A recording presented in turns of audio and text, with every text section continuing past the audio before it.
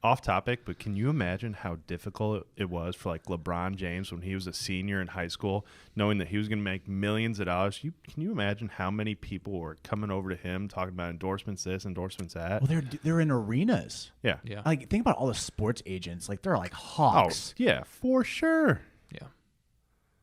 It's another topic. You got to like vet your friends, you got to vet your family, you got to vet all these people, because even if they take benefits, right, that affects you. Yeah, so if they're accepting benefits on your behalf, or if they're profiting off of what you're doing, that can cross you over. That's like, I didn't even do anything wrong. Just like, because then they're technically, in the NCAA's eyes, they're an agent. You don't have to be licensed as an agent. You don't have to go to law school to be an agent in the NCAA's eyes. If you're accepting money or bargaining on behalf of student Jimmy over here, if you're taking money because you're associated with him, you are an agent at that point. How do brands, because they get those deals pretty early, so like Shaquille O'Neal's deal when he comes out of college, LSU, Michael Jordan with North Carolina, like they were like, the minute he signs, that's when they can start negotiations. They can't start negotiations before that. They could, but so what we did with our football player, we had a football player whenever I was at SEMO who was drafted by the Cleveland Browns.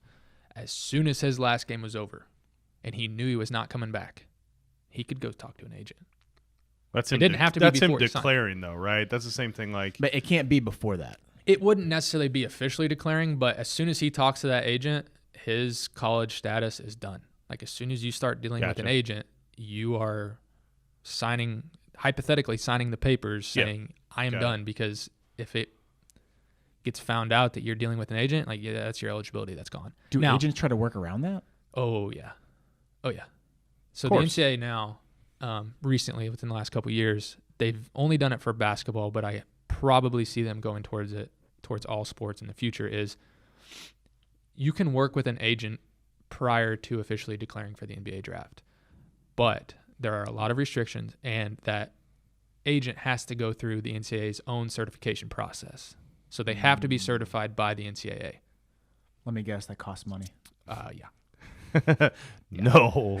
Money in the NCAA, I can't imagine. Yeah. I will say this. If chances are, like, let's just say high school baseball player, because you can get drafted out of high school, right? I'll throw this out there. If you're good enough to be drafted as a high school baseball athlete, chances are you probably are going to school somewhere or have offers somewhere. Mm-hmm. Before you talk to an agent or sign with an agent or even get into dealings with an agent, I would contact your school, get in touch with They don't call them agents, so they call them advisors. Same thing. Advisors, agent, friend. Yeah, like I got to text Jimmy, hey, I'm with blah, blah, blah. I'm an advisor. Yeah. Advisor, agent, friend who's making me money. It's the same thing in the NCAA's eyes. So chances are, if you find yourself in that spot, you're probably playing college ball or have a chance to. Mm-hmm. Contact your compliance office. What they're going to want to do is either tell you, they're not going to tell you not to meet with him, because there's a chance you could make good money out of high school. But they're probably going to want to sit in on the meeting. We always tell our guys and gals at SEMO is like, if you get contacted by an agent before you do anything, let us know, and we can sit down and talk. But we physically, either the AD or the compliance officer has to be involved at that conversation. Mm-hmm. It can't be a one-on-one with just you and the agent. I could see how that could be like a problem for an athlete, because then you don't know who to trust. Like, this guy over here is offering me probably like big dollars. Like, why would I want to come to you and like tell me how to handle this situation? Like, that'd be super tough as me as an athlete. It's like you're trying to prevent me from making money. Yeah. And that's where how do you convince someone to say, like, I have your best interest? Like, yes, I work for the university, but trust me, I have better interest than this guy, because he's just trying to make money off you. Yeah. I mean, it's like any other business or team.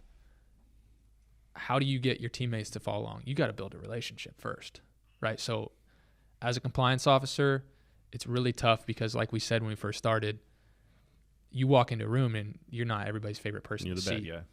But like, it's your job to build a relationship with those student athletes. And oftentimes we do, because we see them a lot. Once you have that relationship and that trust, and you relay to them that, hey, listen, I'm not trying to gyp you out of $500,000 right now, but I want to make sure that you don't sign something that you don't know what you're getting into, or that you don't know could end your college career right now, you know, because it has happened where people talk with an agent multiple times. The agent backs out at the last second, but they've already committed, and now they can't play college ball anymore, and they've lost the chance to sign with an agent who could make them in pro ball. So they're in limbo and you're out of options.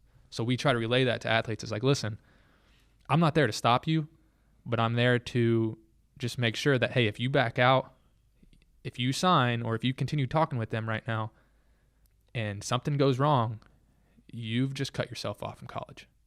So it's just making sure that they know those fine lines. Because, I mean, a hungry agent is going to play that FOMO game with them. Yeah. Which is tough. Yeah. And that's not out to like vilify agents, you know, but like there are some. I mean, there's some really good agents out there. I've talked to some really class acts. But then, 100%. I mean, if you're a guy that's first starting out and you're taking risks, it's a cutthroat industry. Yeah, yes. You're taking risks. I want to make my dough. I want to be the next Boris. I got to make a move.